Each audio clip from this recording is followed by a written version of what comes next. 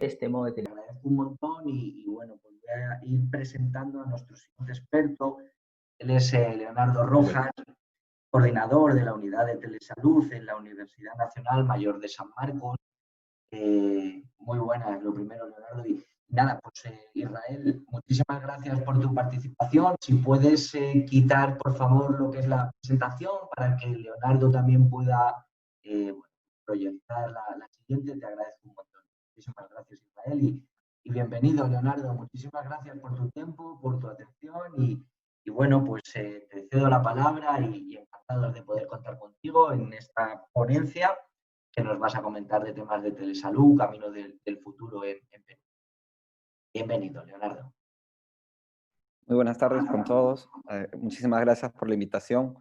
Eh, la verdad que muchísimas gracias por invitarme a hablar de este tema, que es un tema que me apasiona, que en esta época realmente está teniendo un avance sin precedentes, no solo en el Perú, sino en el mundo.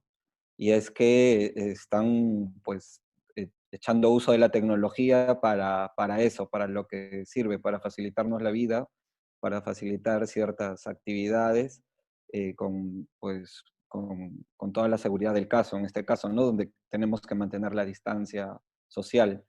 Entonces, la telesalud se abre como una oportunidad muy, muy interesante. El, de hecho, en el Perú y en muchas partes del mundo, telesalud se empieza a trabajar desde que hay comunicaciones, ¿no? Desde que aparece el teléfono, inclusive he visto algunos artículos donde desde que aparece el telégrafo se empieza a hablar ya de telesalud, ¿no? Entonces, así, allá en los años de 1800.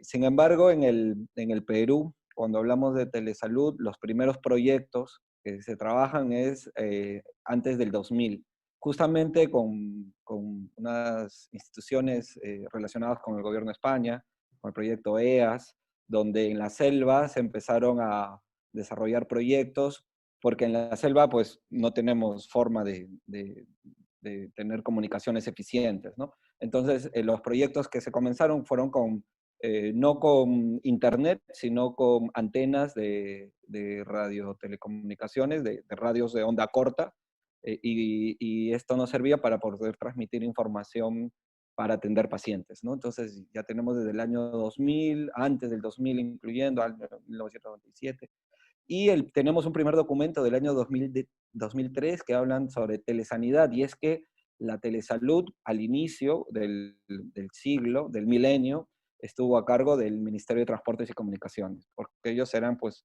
digamos, los encargados de dotar de conectividad a las zonas más alejadas, y veían claro de que las telecomunicaciones sin contenido es una carretera sin coches, que como dicen en España, ¿no? Sin buses, sin camiones. Entonces, el camión, el bus, el medio de transporte, la carretera no es nada sin el camión, sin los autos que transportan mercancías y que transportan a las personas. Entonces, la telesalud y la educación y la teleeducación fueron los principales servicios que dotaban a estos medios. Y durante la pandemia ya hemos tenido un enfoque distinto, es decir, de que la pandemia nos obliga a estar en nuestras casas, nos obliga a guardar cuarentena. Te cuento que yo estoy ahora en cuarentena, tengo un familiar directo que está en casa con COVID y estoy trabajando y estoy ahora haciendo la presentación gracias a que la tecnología nos permite llegar desde donde estamos, llegar a sitios muy alejados, ¿no? Entonces, la telesalud se ha beneficiado mucho por esta pandemia, y es que por fin han entendido las autoridades y los que dirigen los sistemas de salud que la telesalud puede aportar muchísimo en esa línea. Entonces, en el país tenemos todo un marco normativo que nos asegura o que nos permite dar servicios de salud a distancia, que es el concepto de telesalud, y que hay una serie de aspectos normativos que no solamente son temas de telesalud, sino temas, por ejemplo, relacionados con seguridad de la información, el tema de la firma digital, la protección de datos, los sistemas de información de salud, que son importantes, que hacen que gire la rueda, ¿no?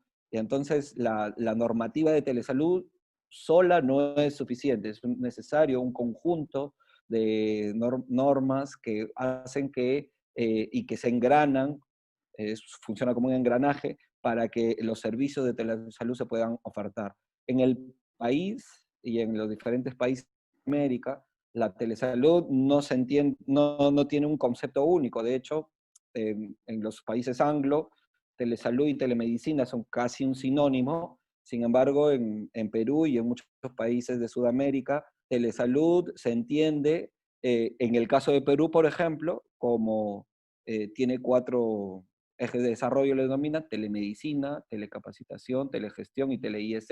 Cada una tiene su definición. Esta es principalmente para proveer servicios de atención, ¿no? De prevención, promoción, recuperación de salud.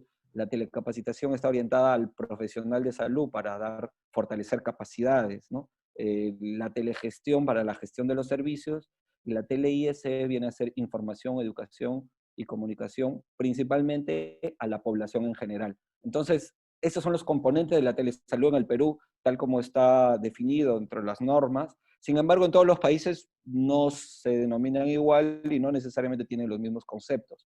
Entonces, cómo ha venido evolucionando, cada país ha ido desarrollando diferentes áreas, diferentes fuentes. Por ejemplo, en Uruguay, recién, ellos que son un país, digamos, con mucha salud digital, utilizan muchas herramientas digitales, tienen el tema de la historia clínica electrónica ya avanzado, en el tema de la agenda digital tienen muchas cosas muy buenas. Sin embargo, la ley de telesalud recién el año pasado se aprobó en el Congreso de Uruguay, y nosotros ya tenemos del año 2006, desde el 2016, perdón, desde el 2003 ya tenemos cierta normativa, pero nuestros proyectos no son tan extensos, no son tan desarrollados como en este vecino país, por ejemplo. Entonces, cuando hablamos de telesalud, es importante conocer su concepto, porque muchos piensan que telesalud ya es simplemente llevar una videoconferencia por Zoom o mediante un WhatsApp y yo estoy haciendo telesalud.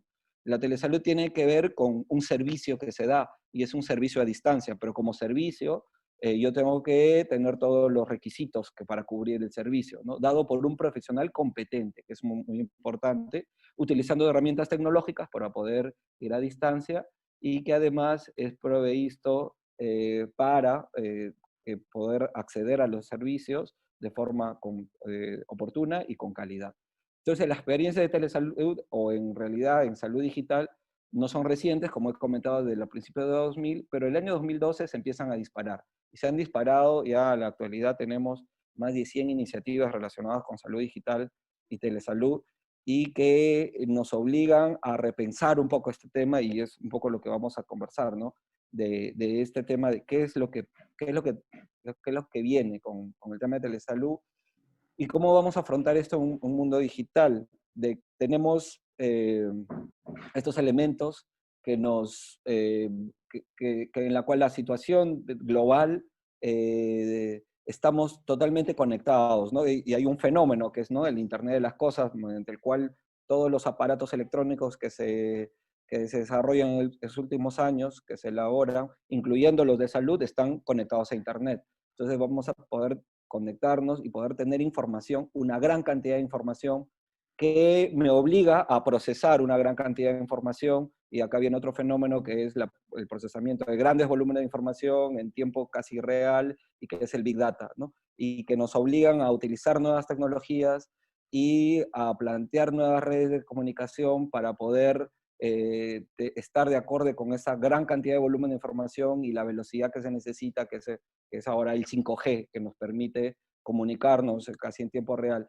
Y esto nos lleva a varios retos, ¿no? De que tenemos mucha cantidad de información, que es posible que en algún caso podamos tener información de las personas y cómo debemos manejar esta información. Entonces, para lo cual, de forma paralela, se deben desarrollar los mecanismos para proteger los datos de las personas, ¿no? Y en la mayoría de los países de Latinoamérica y en el mundo se han desarrollado leyes de protección de datos cuyo objetivo principal es proteger la privacidad de la persona, el manejo que se hacen de los datos de las personas para no vulnerar su privacidad y los derechos que tienen ellos de respetar su buen nombre, el prestigio que tienen ellos, ¿no? Y entonces hay que crear una serie de mecanismos que no vulneren esto con este escenario en que tenemos gran cantidad de información que va y viaja por todos lados, en la cual tenemos ya sistemas inteligentes que van aprendiendo, que pueden predecir ciertos eventos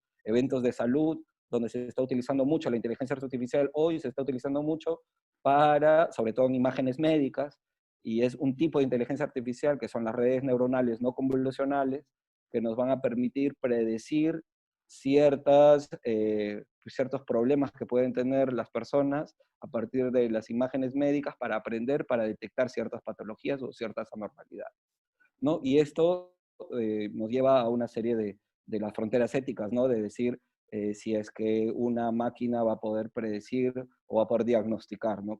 Y todo el tema de la deshumanización, que algunos piensan que la tecnología nos lleva a una deshumanización, que ya no vamos a tener el paciente al lado, sino lo vamos a tener muy lejos, y que en realidad esto no necesariamente es así, ahora lo vamos a conversar.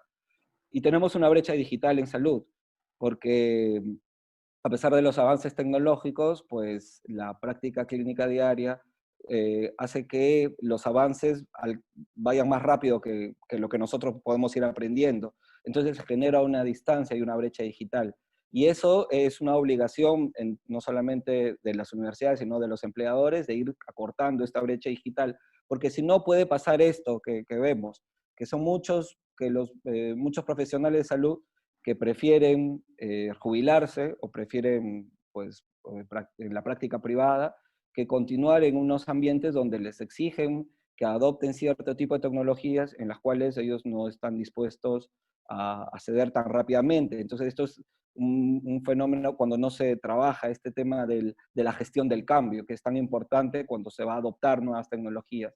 Entonces, en algunos lugares, pues, se ha visto de que los médicos prefieren pues retirarse, jubilarse o desarrollar sus actividades en otro lugar, en lugar de utilizar ciertas herramientas tecnológicas que les obligan o les ponen como requisito para poder trabajar, ¿no? Entonces acá entramos con el reto de la historia clínica electrónica, que es una herramienta muy potente que debe estar acompañada de la telesalud y todo el tema relacionado con la salud digital, puesto que el servicio que voy a ofrecer de telesalud debe incorporar un registro electrónico, porque el servicio médico, el único documento médico legal donde se registra todo lo que se ha eh, trabajado con el paciente es en la historia clínica. Y esta historia clínica en una telesalud debe ser una historia clínica electrónica o digitalizada por lo menos, ¿no? Entonces, el tema de la historia clínica electrónica es algo que, si bien es cierto, se ha legislado en el país, pero no se ha trabajado mucho. Y tenemos otros elementos interesantes como las realidades disruptivas, todo lo que es la realidad virtual, la realidad aumentada, que en estos momentos está entrando también en una fase interesante, porque no solamente la parte médica, la actividad asistencial se ve limitada, sino también todas las actividades, como la parte educativa, ¿no? Yo que trabajo en la universidad, hoy estamos desarrollando todas nuestras clases completamente virtuales porque nadie está yendo a la universidad y están viendo, ya las universidades y están viendo no solamente cómo entrar al aula virtual, porque todas utilizan aulas virtuales, sino ya a otro tipo de tecnologías como la realidad virtual y la realidad aumentada, donde hay una serie de recursos que se puede disponer para poder enseñar. Y no solamente para la educación, sino también esto sirve para las capacitaciones e inclusive se utiliza, ya acá proyectos hay en Perú donde utilizan la realidad virtual para, por ejemplo, tratar de disminuir las molestias que ocasionan los tratamientos de oncología, ¿no? Que son las quimioterapias, ¿no? Sobre todo, entonces, y se ha demostrado que, pues, que funciona, que sí evita o disminuye las